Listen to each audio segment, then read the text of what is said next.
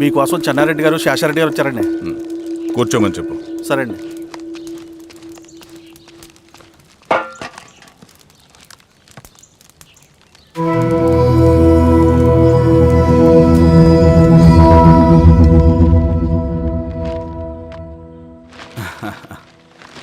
కూర్చోండి బాబాయ్. ఏంటి బాబాయ్ పొద్దు పొద్దున్న ఎలా వచ్చారు? అదే ఈశ్వరా, రైతు కూలీల విషయం. అవును బాబాయ్,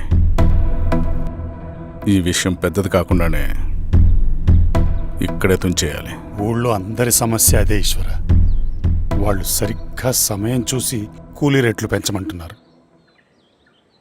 ఒక 5-10 అయితే మనకు పెద్దగా బాధ ఉండేది కాదు. ఏకంగా 50 రూపాయలు పెంచమంటున్నారు. ఇక మనకు మిగిలేదేంటన్నా?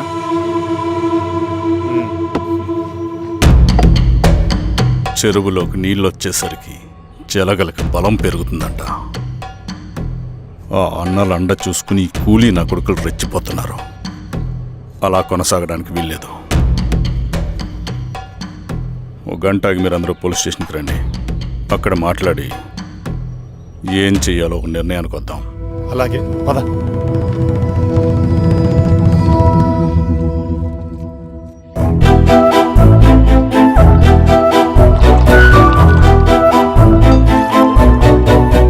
బాబు సార్, స్టేషన్కి ఓ 10 టీలు త్వరగా పంపించు. Okay sir. Okay sir.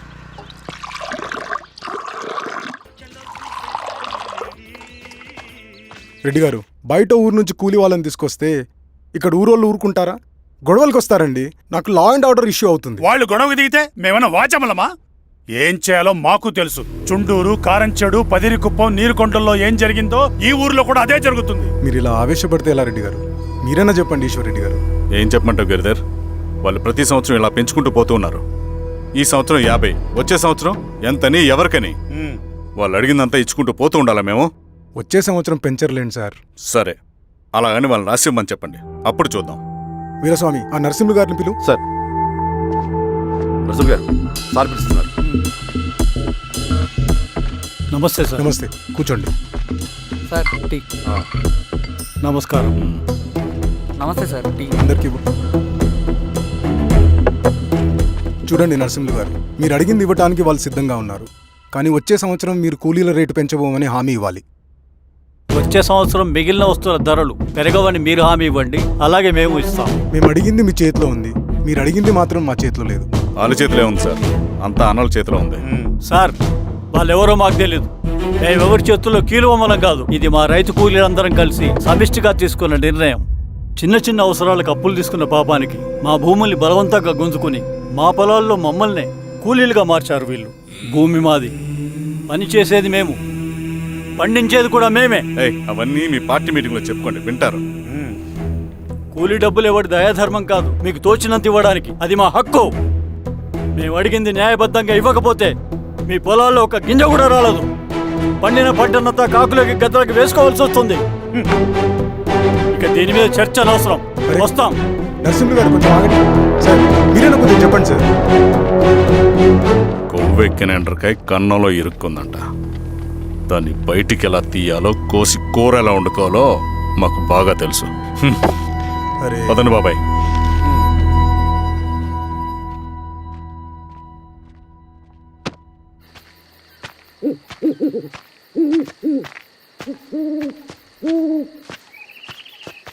Lal సలాం కామ్రేడ్.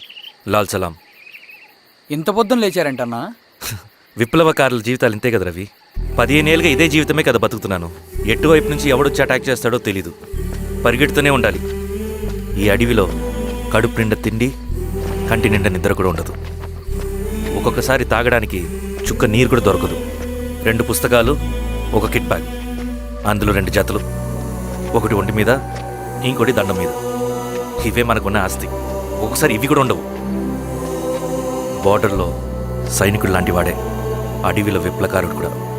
ఇదంతా జనం కోసం, వాళ్ళ బతుకుల్లో వెలుగు కోసం.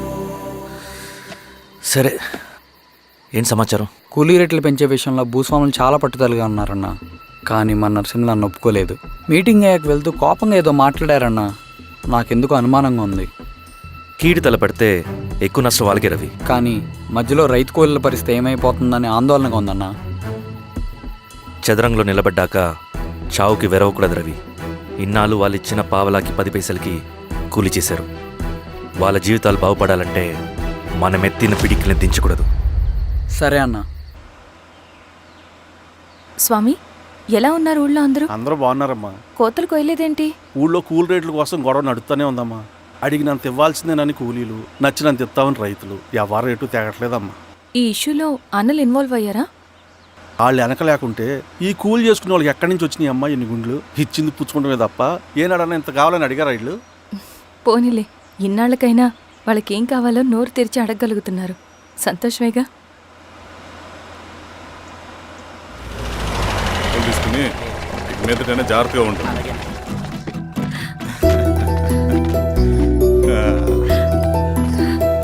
బాగున్నావమ్మా? బాగున్నానన్నయ్య, నువ్వెలా ఉన్నావు? బాగున్నాను. రా లోపలికి వెళ్దాం. రా కూర్చో.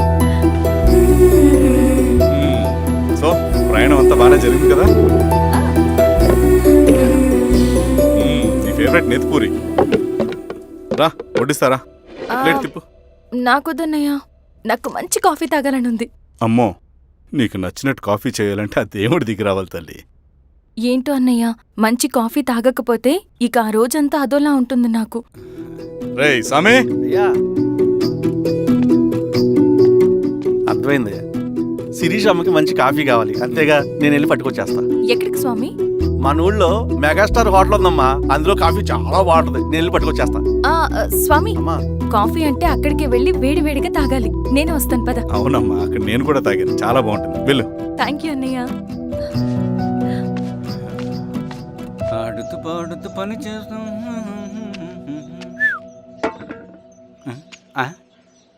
ఏంది మీ పిల్లగాడికా? అవును, ఒకసారి పెట్టుకొని చూస్తా. పెట్టుకో.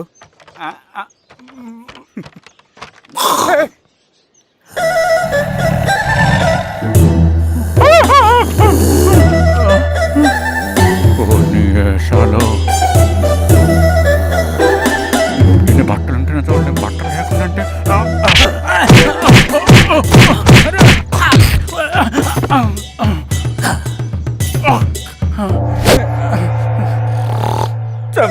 నీకు దండ పెడతా.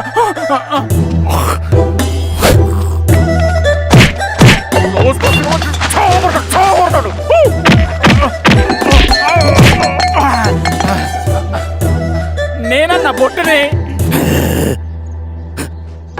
ఏందన్నా నాకు చంపుతా ఏంది?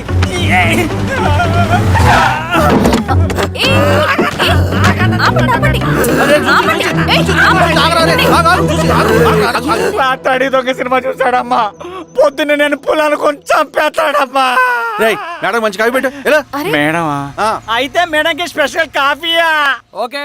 అమ్మా ఆడికి చిరంజీవి ఇచ్చి. పిచ్చా? కాదమ్మా, ఫ్యాను. రండమ్మా కాఫీ తాదు కానీ. కూర్చోండి అమ్మా. ఏంటి స్వామి ఇతను? చాలా మంచోడమ్మా, మెగాస్టార్ సినిమాలు చూసిన వాళ్ళు అయిపోతాడు. స్వామి, అమ్మా ఈ కాఫీ నేను ఎక్కడో తాగాను. మేడంకి స్పెషల్ కాఫీయా? ఏయ్, చూచి. మళ్ళక్కడికా? పద మేడం మందులు రాసుకో చూచి. Thank you. పద కూర్చో.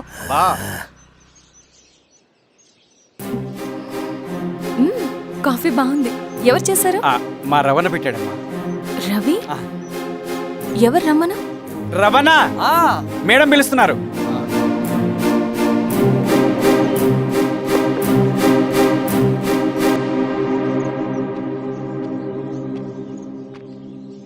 ఇతనే రవణ.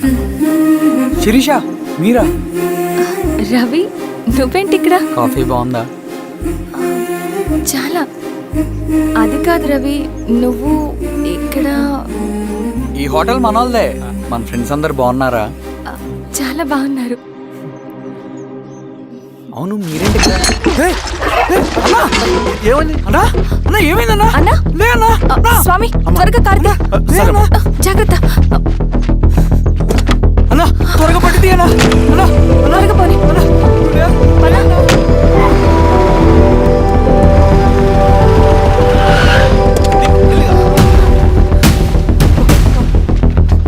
Doctor doctor, doctor!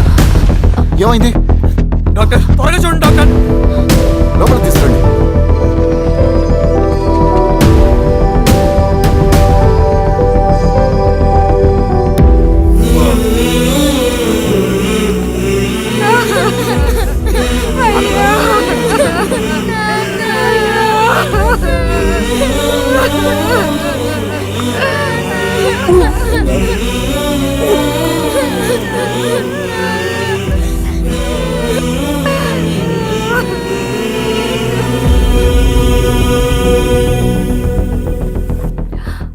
ఎలా ఉంది డాక్టర్? డాక్టర్ చనిపోయాడమ్మా.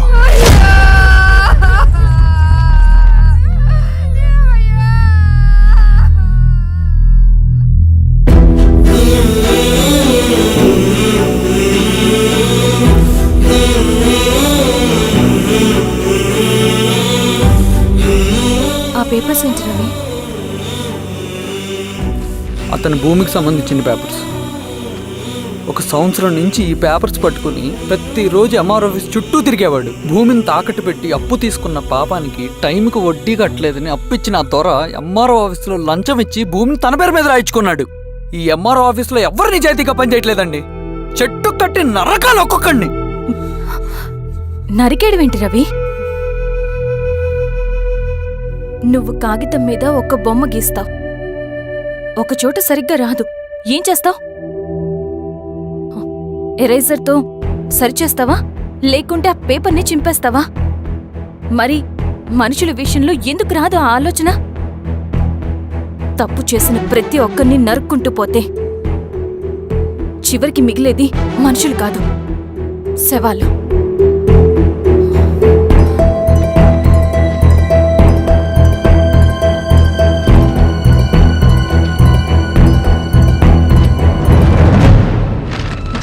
పదరవి రా.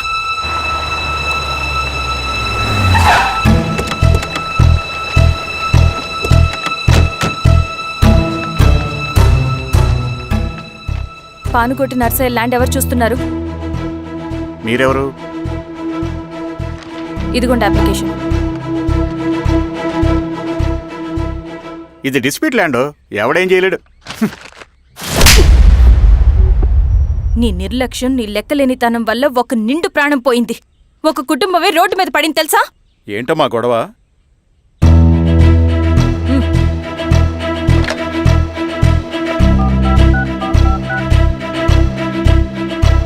Hello sir.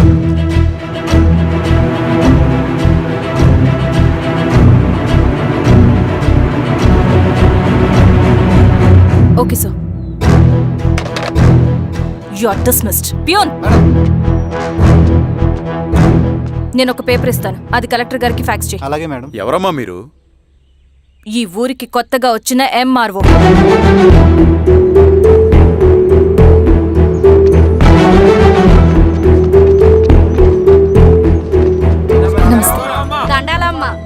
మీ పరిస్థితులు నాకు తెలుసు. పని చేస్తేనే మీకు పూట గడుస్తుంది. పనులు మానుకుని మీరు ఈ ఆఫీస్ చుట్టూ తిరగాల్సిన అవసరం లేదు. మరి ఎట్టాగమ్మా? నేనే మీ ఊరొస్తాను. ఆ రోజు అరగంట వీలు చూసుకుంటే చాలు, మీ పని పూర్తయిపోతుంది. దండాలమ్మా.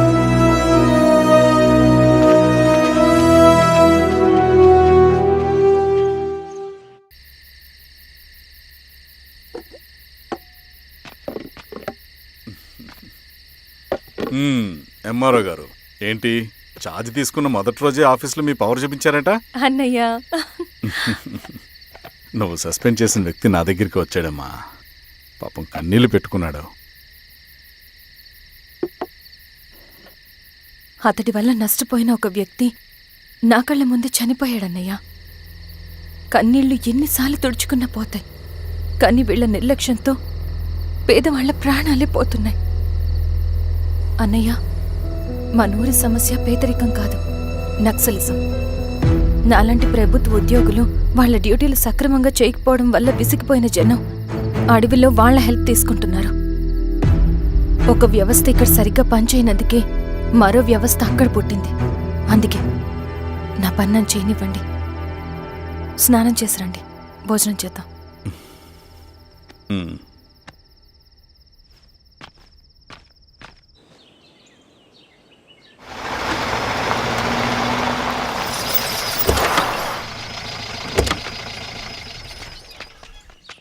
నమస్కారం అమ్మా.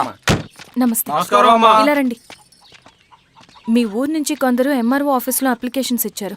తను వాళ్ళ పేర్లు చెప్తారు, వాళ్ళని పిలవండి. అలాగే మేడం. వెళ్ళండి. Madam, coffee. నువ్వెప్పుడు వచ్చావు రవి? మీరు గంటకోసారి కాఫీ కావాలంటారు కదా, మాటి మాటికి వెళ్ళి రావడం ఎందుకని వచ్చేసా.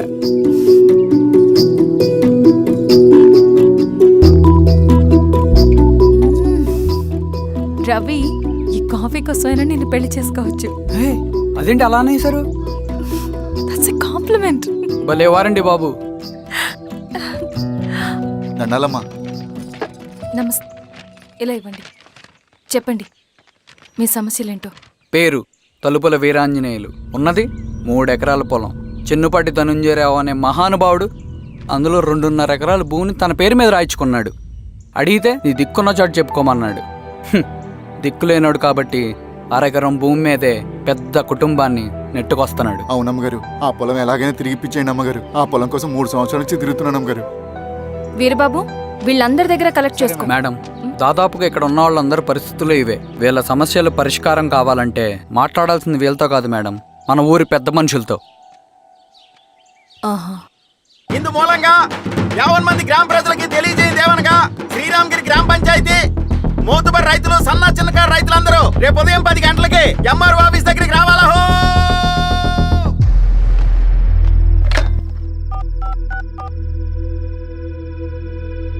హలో, ఎవరు? నమస్తే బాబాయ్, నేను ఈశ్వర్ రెడ్డి. ఎలా ఉన్నావు? బాగున్నా. చెప్పు బాబాయ్. శిరీష్ ఎంఆర్ ఆఫీస్లో భూ సమస్యల గురించి రేపు మీటింగ్ ఏర్పాటు చేసింది. ఈ విషయం మన వాళ్ళంతా ఎలా తీసుకుంటారో అర్థం కావట్లేదు. అందుకనే మీకు ఫోన్ చేశాను. శిరీష్ చెప్పింది చేయండి, అదే మనకి కలిసి వస్తుంది. సరే బాబాయ్, ఉంటాను.